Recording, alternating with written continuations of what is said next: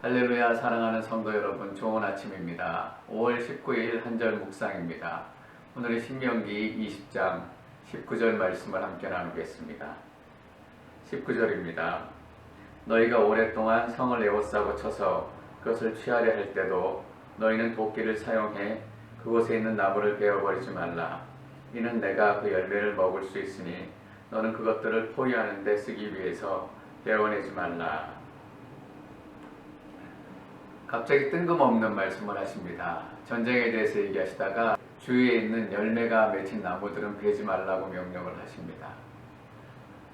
갑자기 우리가 생각하지도 못했던 말씀이 나오고 또 우리가 예상하지 못했던 일들이 우리 삶에 벌어질 때 사실은 한 가지 목적입니다.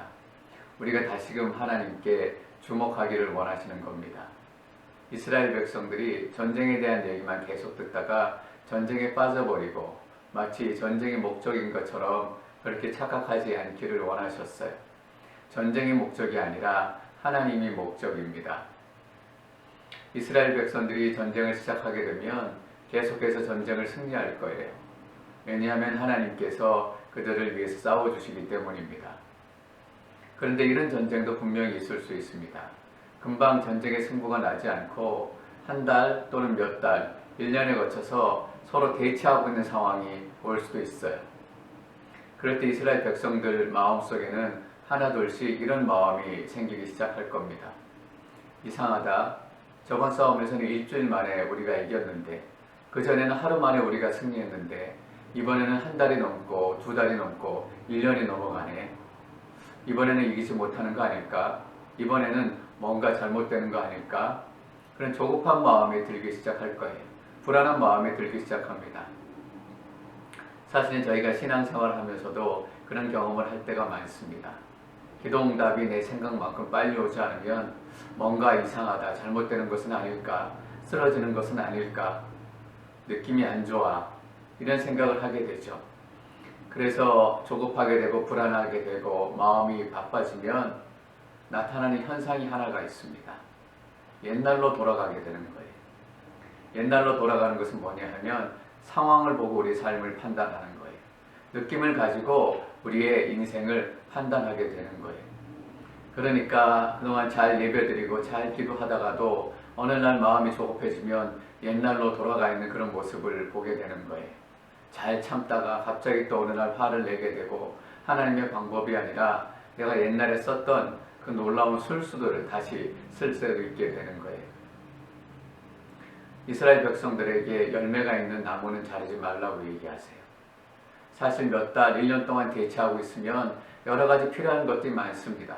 곡식도 필요하고 또 물도 필요하고 나무도 당연히 많이 필요할 거예요. 무기도 만들어야 되지만 높이 건축물을 쌓아서 성들을 잘 공격할 수 있도록 준비를 해야 될 거잖아요. 하루라도 빨리 전쟁을 이기고 싶은 마음에 막 나무들을 베고 막 곡식들을 준비하고 다른 것들에 마음을 쏟다 보면 하나님이 사라지고 마는 거예요. 하나님은 어디 가고 없고 전쟁 자체가 목적이 되고 전쟁에 승리하는 것 자체가 목적이 돼서 하나님은 나중에 보이는 거예요. 하나님 지금은 빨리 전쟁을 해서 더 이상 전쟁이 길어지면 우리가 질 것 같아요. 그러니까 일단은 이것부터 하고 나중에 하나님 얘기해요. 이렇게 된다니까요.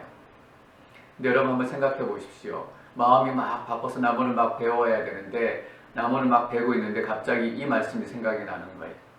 열매가 있는 나무는 베지 말라. 그 말씀이 생각나서 하나님께서 열매가 있는 나무는 베지 말라고 그러셨지? 그 말씀이 탁 떠오르면 어떤 일이 일어날까요? 다시금 하나님께로 돌아가는 거예요. 다시 하나님을 기억하게 되는 거죠. 그리고 한 가지 더 생각하게 될 거 아니에요. 왜 하나님께서 이 바쁜 상황에 열매가 있는 나무는 베지 말라고 남기더라고 얘기하셨을까? 여러분 한번 잘 생각해 보세요. 전쟁에 질 거고 전쟁에 패할 거라면 열매가 있는 나무든 열매가 없는 나무든 남아있든 남아있지 않든 별로 중요하지 않고 상관이 없어요. 어차피 전쟁에 지고 쫓겨날 건데 열매가 있는 나무를 남겨두고 그 땅을 살려두라고 말씀하신 것은 너희가 이 전쟁에 이기고 그 성을 차지하게 될 거니까 성을 이긴 다음에도 이 땅을 너희가 쓸 수 있도록 준비해야 된다라는 말씀이죠. 그러니까 열매가 있는 나무를 베지 말라고 말씀하신 것은 이 전쟁에 너희가 이기게 될 거다. 전쟁에 이기는 것이 목표가 아니라 하나님이 너 인생의 주인이 되기를 원하신다, 이런 말씀이에요. 여러분, 하나님께서는 때로는 우리를 넘어지게도 하시고 때로는 우리를 쉬게도 하시고 또 여러 가지 일들을 통해서 하나님께 주목하도록 만드세요. 우리는 넘어지면 재수없다 라고 얘기하지만 그냥 넘어진 것이 아니라 그때마다 우리는 하나님을 다시 돌아보고 하나님께서 다시 하나님께 집중하기를 원하시는구나, 이런 마음을 깨달을 수 있으면 좋겠습니다. 여러분, 열매가 있는 나무 베고 베지 않고 이게 뭐 중요한가? 그렇지 않습니다. 그 작은 명령 하나를 통해서 우리 인생이 하나님께 다시 완전히 돌아설 수 있다면, 그래서 하나님께서 우리 인생에 주신 그 약속을 우리가 다시 기억할 수 있다면 작고 사소한 명령이란 것이 없습니다. 저는 오늘 여러분 하루의 삶 가운데 이 작은 명령이 여러분들의 인생을 완전히 바꾸는 그런 역사가 나타나기를 축원합니다. 그것이 기적이죠.